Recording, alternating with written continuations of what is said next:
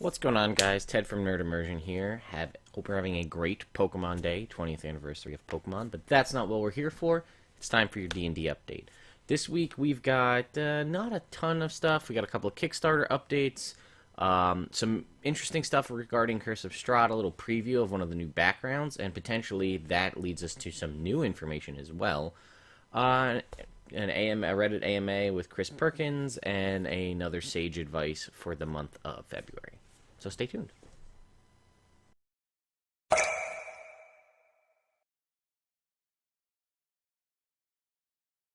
So, why don't we jump right in? First up, Robert Aducci, who is, I guess he's the Adventure League community manager at Wizards of the Coast.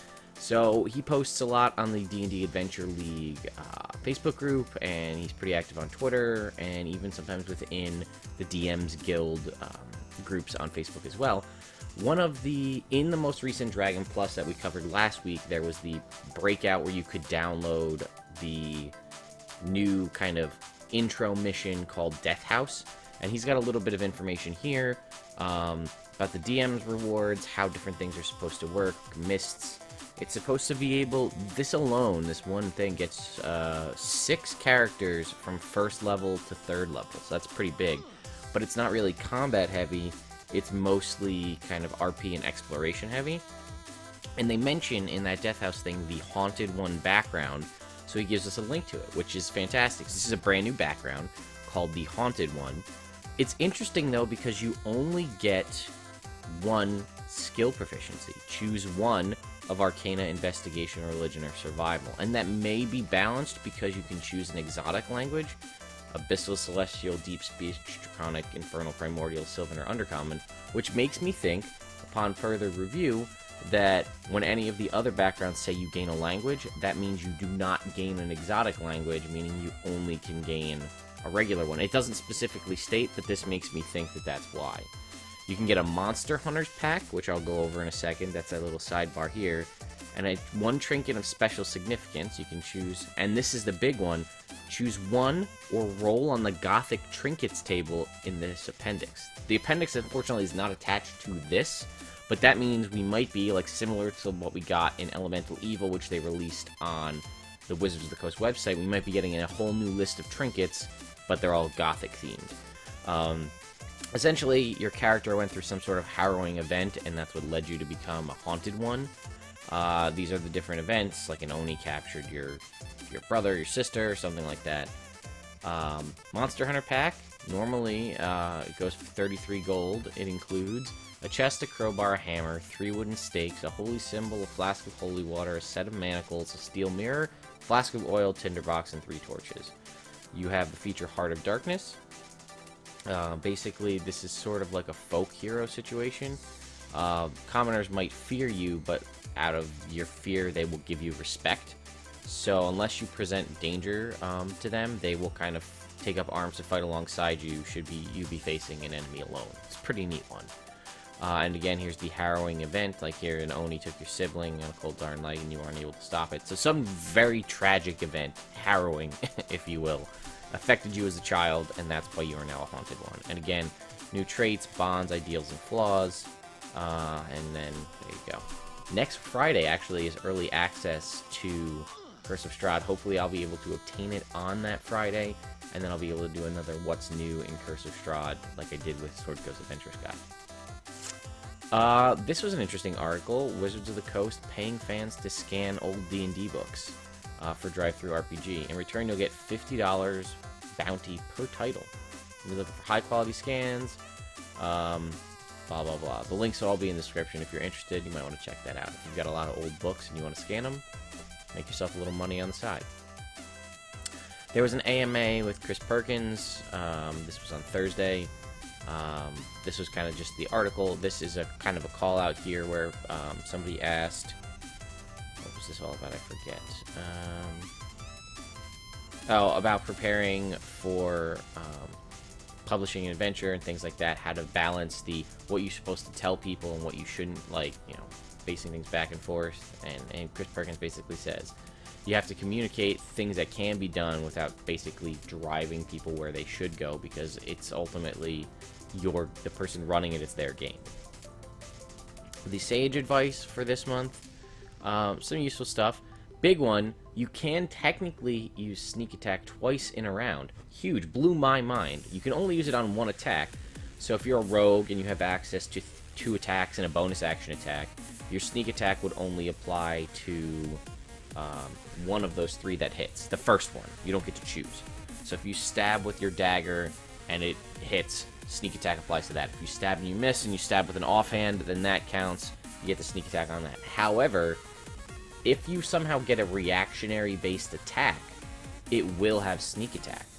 So if they try to duck out from you and you have Sentinel and you get the reaction, boom, and you would be eligible for sneak attack. That's 2 sneak attacks. Or a fighter Battlemaster using Commander Strike to use your reaction to attack somebody, boom, 2nd sneak attack. So you could technically sneak attack twice per round if you have a Battlemaster fighter. They can work that out. That's pretty sweet. A little breakdown about how ability modifiers work, as far as, I guess this might have been something people were having issues with, breaking down attacks and damage, attack modifiers and damage modifiers, and then a very interesting in-depth description about what's considered magical. Is it breath, weapon, magic? And the answer is technically no. If something provides you magic or non, let's see, where is it? Like some of the things provide you against saving throws on magic or magic-like effects. This would not count. They basically ask yourself these 4 questions. Is it a magic item? Is it a spell, or does it let you create the effects of a spell that's mentioned in its description? Is it a spell attack? Does its description say it's magical? If you answered yes to any of those, then it's considered magic. What's interesting was I read something in here that basically said if it's a spell, like that kind of makes me think, like, if a spell says it does bludgeoning damage, then is that magic bludgeoning damage? I believe so, based on this. But also, again, a dragon's cold breath or fire breath or what have you would not be considered magical. And then a little breakdown of, unless an item says it grants you a +1 or a +2 to its attack, it does not. Like Flame Tongue and Frostbrand do extra damage. They are considered magic for overcoming damage resistance. But unless it says that it gives you an additional modifier to your attack and damage, it does not. D&D Podcast, She Kills Monsters by Ki Wen, I'm gonna guess that's how you pronounce it. So just check out the D&D Podcast. New set of boosters coming out called the Monster Menagerie. We can see right here there's a Treant on the side. They're going to be $15 a box, $127 for a box of 8. Looks like we can see a Remeraze over here on the side. That looks like a Red Wizard maybe, and maybe a Dryad. I think I saw a Werewolf too on the other side of the box, but be on the lookout for those. Those are coming out shortly. If I grab some of these, April 2016. If I grab some of these, I will do some unboxings for you. Oh, we can see some other stuff on this side. I think a Bullet was announced. A Gelatinous Cube as well. Displacer Beast. So there's a handful of stuff. So that's pretty cool. Quick Kickstarter update. Let's just refresh this, make sure it didn't change. The 5th edition Familiars Monstrous Companion Steeds update. They have added a ton of new tiers. You can actually preview the Barbarian Companion ones right on the website itself. They have 3 days to go. They have almost made 11K. They're looking for 13. So if you're interested in this kind of stuff, you guys can go check that out. Pugmire, the basically D&D with dogs, as best as I can describe it, they are doing phenomenally. They only want a 15K to produce their game. They have 164. If they break 170, they'll get an interactive audio drama done by the folks behind Escape from Monkey Island, or Secret of Monkey Island. So check that out. I think it's going to be fun. It's definitely a great intro to RPGs if you have young kids or hesitant significant others or friends. It is Dungeons & Dragons 5e Lite. It uses the same basic components. However, everything's easier. There's no stat rolling. Equipment is basically handled as if you want it, you get it. And there's a really cool concept of basically make a wisdom saving throw to see if you remember to pack it. It's pretty cool stuff. I would definitely look into it. I backed it. I'm excited to get it. I don't know when I'm going to play it. Maybe we'll take a break on Tuesday one time and just give it a go. And lastly, this was a really interesting video. Matt Mercer, again, as always, does these videos on Geek and Sundry every Friday. This one right here was all about rewarding your players, and how to go about rewarding them, both physically with items and armor and upgrades and stuff like that, but is also temporary boons and social contracts and things like that. So it's worth checking out. I really enjoyed this one, and as always, like I typically do in all my games, I can tell on Tuesday I've already given the party too many items, so we're gonna have to see if I can't retcon that. Anyway, guys, thank you so much for watching. I appreciate your guys' support and liking on all these videos. This is coming out on a Saturday, so that means tomorrow, Sunday, we will be doing a 5-hour Dungeons & Dragons live stream from 1 p.m. to 6 p.m. Eastern Standard Time, so you should come check that out. And then following that, you know what, we'll also be doing Roll for Roll, but I'll get to that in a second. So up top here is that Tuesday D&D game I was telling you about. The party has gotten themselves into some pretty interesting situations, and this past time, all social. They just went to one of the local shops in the town they've been kind of going in and out of Red Larch, and they just spent the whole time talking about magic items and finding out a little bit of stuff about the future, and picking up some new equipment for their adventures going forward. And now they are heading south on their way to Waterdeep, or Waterdeep, I should say. I keep adding the S. This middle one right here is Roll for Roll. This is a game that happens every Sunday. We live stream it every Sunday at twitch.tv/rollforroll. This is a game where I am playing, not running the game, which is nice to kind of get out from that. The DM Gozira does a great job. We have a lot of other folks. We got 4 other folks, a couple of them you may recognize from various things on the internet as well. So again, tomorrow we will be doing a live stream of my game that's typically on Tuesday. That will be happening from 1 p.m. to 6 p.m. Eastern Time.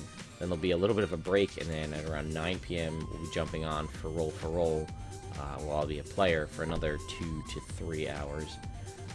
Also, speaking of the Tuesday game, we have a contest going on right now to name the stream. Right now you see it just says Tuesday D&D over there. That's because we don't have a name for the stream. The person who, you can still submit names till 11:59 p.m. tonight, Eastern Time. If you submit and you win, you will get an unopened D&D character folio, brand new, as well as a set of dice and a dice bag. So feel free, you can submit as many times as you want, and you can submit, send your submissions as comments on this, as YouTube messages, Twitter direct messages, just comments blatantly right out, just tweet at us. That's at NerdImmersion, NerdImmersion@gmail. If you want to send them via Tumblr message or Facebook message or comment on the Facebook wall, whatever you want to do. Just get us your submissions. There's no limit. Go nuts, send as many as you want. We've got over 60 submissions right now. We're compiling them, and then tomorrow, before the stream happens, the group will all decide on the name, and then we'll announce it tomorrow. And down the bottom there is our discussion show. We don't do this every Tuesday, just because we don't want to just force ourselves into doing a discussion, and sometimes the game itself runs a little bit long. This past one, though, we took an interesting concept. What would happen if you rolled 6 18s for stats? What would you play? I actually thought of a bunch more after we did the stream, but we kind of, each person around the table there, we all talked about what we would do if we had 6 18 stats. We also do an attempt live to try to roll characters and see if we see how many 18s we can get between the 5 of us. So I need to check that out, and as always, to make sure you stay up to date, you can click right here below me to subscribe to the channel. That will keep you up to date on all the videos. We try to do the D&D update videos come out once a week, and then there are at any point 2 to 3 different D&D related videos of the various gameplays that we do on this channel as well, and sometimes random other reviews and things like that. So anyway, guys, I hope you have a great weekend. Happy 20th anniversary to Pokemon and all of you Pokemon fans out there. 7th generation's been announced too, so that's awesome. But anyway, guys, I will catch you live tomorrow on the channel, twitch.tv/NerdImmersion, so hopefully we'll see you there. Have a good one, everyone. Happy gaming, all my other outro stuff. Hairs.